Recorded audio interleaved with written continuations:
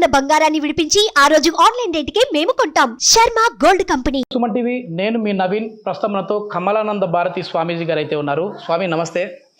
స్వామి, ఎట్టకేలకు ప్రజలు 5 కోట్ల మంది ప్రజల ఆంక్ష అనేది నెరవేరింది. అంటే కూటమి గెలిచింది, అమరావతి నిలిచింది అనే నినాదం అయితే ఎక్కడ చూసినా వినపడతా ఉంది. అంటే ప్రజలందరూ కూడా ఒకే రాజధాని ఉండాలి, అది కూడా అమరావతి ఉండాలి, 3 రాజధానులు అయితే వద్దు అని చెప్పేసి ఒక తీర్పు వచ్చింది. అమరావతికి ఉన్న అంత అంటే ఆ పవర్ ఏంటి మళ్ళీ ఇక్కడికే రావడం రాజధాని? మొదటిది ఇక్కడ 3 అంశాలు తీసుకోవాలి. ఎస్, 5 కోట్ల మంది ప్రజల ఆకాంక్ష మొదటిది. పరిపాలకుల యొక్క సంకల్పము రెండోది. ఎస్, మూడోది ఇక్కడ కార్యక్రమం నిర్వహించినటువంటి తీరుకు ఉన్నటువంటి బలం. కాబట్టి మనము ఒక రాష్ట్రాన్ని విభజన పొందిన తర్వాత మనం రాష్ట్ర రాజధాని లేకుండా బయట వచ్చేసాం. ఎస్, ప్రజలందరూ ఒక దుఃఖంతో బాధతోటి ఉన్న సమయంలో ఒక ప్రభుత్వం ఏర్పాటైంది. కాబట్టి మనం ఏమిటి, మన చిరునామా ఏమిటి, మనం ఎక్కడున్నాం అనుకున్నప్పుడు ఈ అమరావతి అనేది తెర మీదకి వచ్చింది. తుళ్ళూరు తుళ్ళూరు తుళ్ళూరు అన్నారు, అమరావతి నామకరణం చేశారు. కానీ తర్వాత మొత్తం అన్ని వేల గ్రామాల నుంచి మట్టి నీరు అనే కార్యక్రమం పెట్టారు. ఈరోజు మట్టి నీరు అంటే ఏదో చిన్న విషయం అనుకుంటున్నారు. ఎన్ని కోట్ల రూపాయలు పెట్టి యజ్ఞించేసినా యజ్ఞశాలని గ్రామంలో ఉండేటువంటి పుట్టమట్టితో అలకాల్సిందే, గ్రామదేవతకు పూజ చేయాల్సింది. ఇవి రెండూ చేయకుండా ఎన్ని కోట్లు పెట్టినా ఏ యజ్ఞము ఏ యాగము చేస్తే అది కుదరదు. ఓకే. కాబట్టి ఇక్కడ ఇది నిర్మాణం చేయాలంటే ఖచ్చితంగా గ్రామం నుంచి పుట్టమట్టి తేవాల్సిందే. కాబట్టి గ్రామం అంటే ఏ గ్రామము? దండరాయనిపాలెమా, తుళ్ళూరా? కాదు. ఈ రాజధాని ఎవరిది? ఒక రాష్ట్రానిది. ఆ రాష్ట్రంలో ఎన్ని గ్రామాలు ఉన్నాయో అన్ని గ్రామాలది.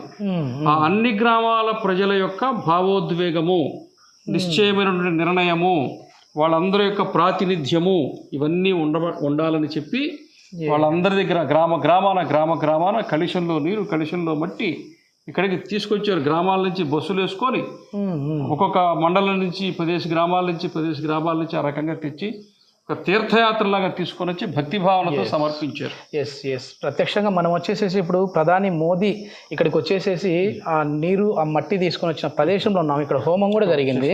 సో ఇంత అద్భుతంగా ఉంది నిజంగా. అమరావతి ప్లేస్ అనేది చరిత్రలో నిలిచిపోయే ప్లేస్గానే ఉంది. కానీ ఇది వద్దు మనకు 3 రాజధానులు అనే నినాదం ఎందుకు వచ్చిందంటారు? ఒకవేళ జగన్మోహన్ రెడ్డి గారు ఓడిపోవడానికి ప్రధాన కారణం ఇదే అనుకోవచ్చా? అది రాజకీయంగా ఏ కారణాలు ఉంటాయనేది నేను విశ్లేషించలేదు. కానీ ఇది మాత్రం నేను చెప్పగలను, ప్రజల యొక్క వాళ్ళ నిర్ణయం.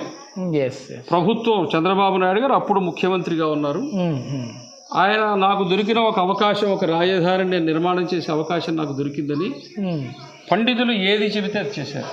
మీరు ఇలా ఉండాలా, ఇలా దీక్ష తీసుకోవాలా, ఇలా కంకణం కట్టుకోవాలా, ఇలా ఉపవాసం ఉండాలా, ఇలా నేల మీద పడుకోవాలా అని చెబితే ఆ దంపతులు అవన్నీ ఆచరించారు. ఓకే. సో ఆ శాస్త్రాన్ని అనుసరించి జరిగింది కాబట్టి వారు ఏ రకంగా జీవించారో, వారు ఏ రకంగా చేశారో దానికి సంబంధించినటువంటి ఆ పవిత్రమైనటువంటి ఒక ఆచరణ అది ఇక్కడ కలిసింది.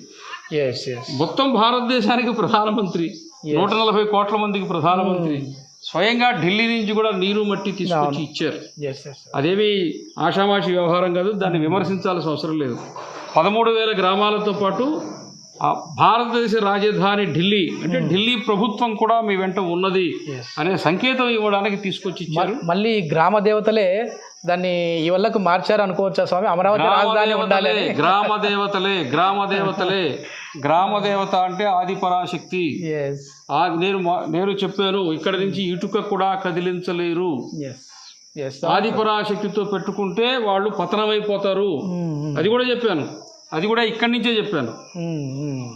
కాబట్టి ఇది దైవికంగా జరిగినటువంటి అంశం. ఇది కోట్లాది మంది ప్రజల్లో అటువంటి ఒక భావోద్వేగం ప్రవేశించి మనందరికీ ఇట్లా జరగాలని చెప్పి ఒక తీర్పు, ప్రజా తీర్పు వచ్చింది. రాబోయే 5 ఏళ్లలో అమరావతి ఏ విధంగా ఉండబోతాం? అద్భుతంగా ఉండబోతోంది, ఆకర్షణీయంగా ఉండబోతోంది, దర్శనీయ స్థలంగా ఉండబోతుంది, ప్రపంచాన్ని మొత్తాన్ని ఆకర్షించే స్థాయికి రాబోతున్నది.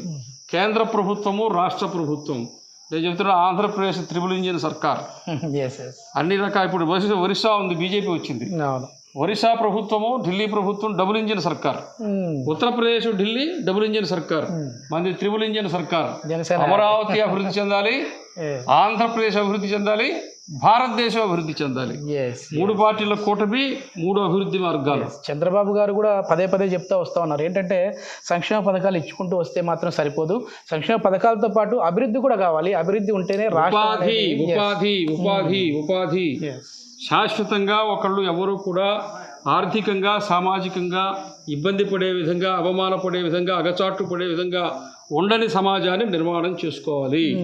ఈరోజు నిద్రలేస్తే సాయంత్రానికి 1000-1500 సంపాదించుకోగలిగిన అవకాశం నాకు ఉంది అనేటువంటి ఒక సామాజిక వ్యవస్థ నిర్మాణం చేయాలి.